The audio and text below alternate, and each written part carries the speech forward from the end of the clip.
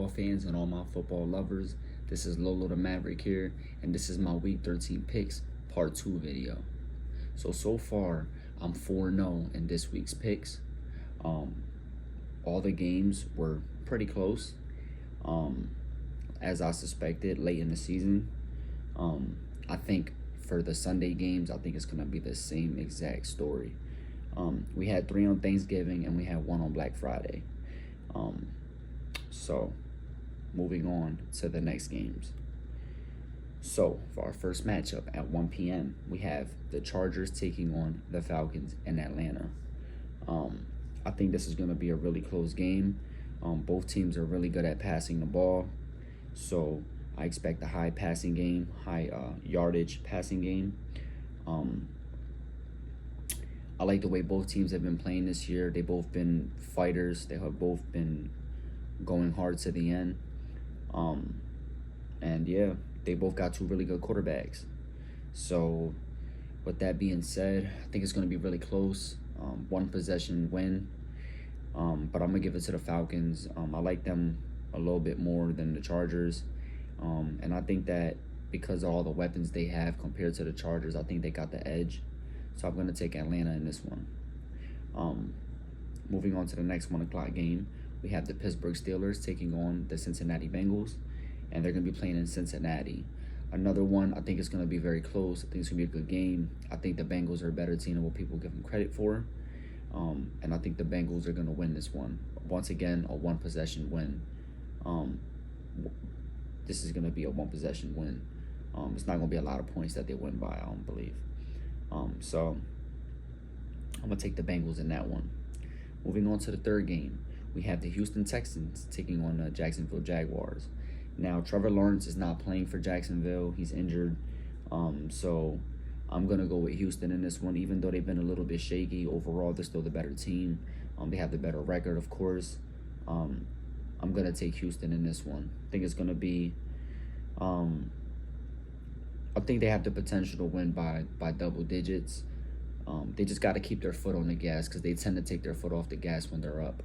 So, yeah, I'm going to take Houston. And they're playing in Jacksonville, so just keep that in mind. It's a divisional game. They're playing in Jacksonville. It's not going to be really easy, but without Trevor Lawrence, I don't like Jacksonville's chances of winning. Moving on to the next game, we have the Cardinals taking on the Vikings, and they're playing in Minnesota. This is an easy pick for me. Minnesota's the better team by far. Cardinals got a little bit of fight in them, but I don't think that defensively they're going to be able to stop the Vikings. I like the Vikings in this one, so I'm going to take the Vikings. Moving on to the next game, we have the Colts taking on the Patriots, and they're playing in New England. Now, both teams this year have not really been that impressive, but I like the direction that New England's going in with Drake May. And I like the personnel that New England has. I just think they're missing a few pieces to make them a complete team. But I'm going to take New England in this one. Moving on to the next 1 o'clock game, we have the Seattle Seahawks taking on the New York Jets. This is going to be a good game. They're playing in New York. Both teams have good defenses. Both teams have good offenses. I think it's going to be closer than what people think, but I'm going to take the Jets in this one. I think they pull the win off. We'll see what happens.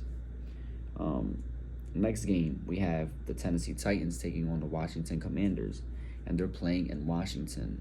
Washington has been slipping up the last few weeks, but I think they're still finding their identity. They're a really good team still. They're still one of the top NFC teams. I think Tennessee's defense proposes a real challenge for their offense, but I think Washington's going to find a way to win the game. They're the better team. They got that dog in them. I love it. So I think Washington is going to take the win. Now we're moving on to the 4 o'clock games. So we have the Tampa Bay Buccaneers taking on the Carolina Panthers, and they're playing in Carolina. This is an easy pick for me. I'm taking the Buccaneers. I know they don't have Chris Godwin. I know Mike Evans has been a little shaky. Been a little fighting injuries and stuff like that. But I still think that they're a good team, and I think they have that dog in them as well. I think it's going to be close. probably for the first quarter, first 2 quarters, and then the Buccaneers should just easily pull away. So I'll take the Bucs in that one. Moving on to the next game, we have the Rams taking on the New Orleans Saints. This is another 4:05 game. They're going to be playing in New Orleans. I think it's going to be a close game. Don't see a blowout happening in this one, but I'm going to take the Rams to win it. They just had a good game with the Eagles. They put up a fight. I think that they're going to beat the Saints. Moving on to the next game, we have the Philadelphia Eagles taking on the Baltimore Ravens. Okay, this is going to possibly be game of the day, game of the week, game of the year. This is Lamar Jackson taking on Jalen Hurts. And this is Derrick Henry versus Saquon Barkley. And then we got the two powerhouse defenses that are just balling out. This is going to be a great game. I can't fathom. I can't express it enough. This is going to be the one right here. This is going to show us who's really who really got it, and who's really serious. Both teams are doing really well this year. Both teams are at the top of the divisions. Eagles are at the top of the NFC right there with the Lions, and the Ravens are up there with the Bills and the Chiefs. So it's not a really easy pick. I think a lot of people are going to be split between this one. Lamar Jackson has a very good record against the NFC. Double-digit wins, single-digit losses in total, I believe. And he rips Vic Fangio's defenses apart. But he has not played this Vic Fangio defense yet. I think this Eagles defense is the best in the NFL. I said a year ago that when we got corners and the Eagles got linebackers that they were going to be a Super Bowl team again. And I was correct. They look like they're on the trajectory of another Super Bowl. So we'll see what happens. That's to still remain to be seen. But I like the Eagles' chances in this game. Even though I'm an Eagles fan, of course, everybody knows. But I'm going to pick the Eagles to win this game. I think that both teams are evenly matched in almost every category. But I feel like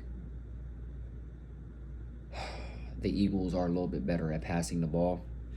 Obviously, we're both good at running the ball. So I like the Eagles' chances. I'm going to take the Eagles to win this one. I think it's going to be a single-digit win, a single-possession win. I don't think it's going to be by a lot of points. I'd be very surprised. The only way that would happen is if either team creates a lot of mistakes early on, then the other team can pull away really fast. That's just what happens when you have explosive players. So as long as the defenses play good, we should have a good game, as I expect it to be. They are playing in Baltimore, so that's going to be it for the Eagles. That's going to be the challenge right there. They don't have home field advantage. But just knowing that for the rest of the season, they pretty much have home field advantage, that should be a little bit more encouragement to really go get this one of these final away game wins. The Eagles are healthy. They're looking good. The Ravens are healthy for as far as I'm concerned. They got pretty much all their players, all their star players in. I'm going to take the Eagles in this one. I expect Barkley to do what he does.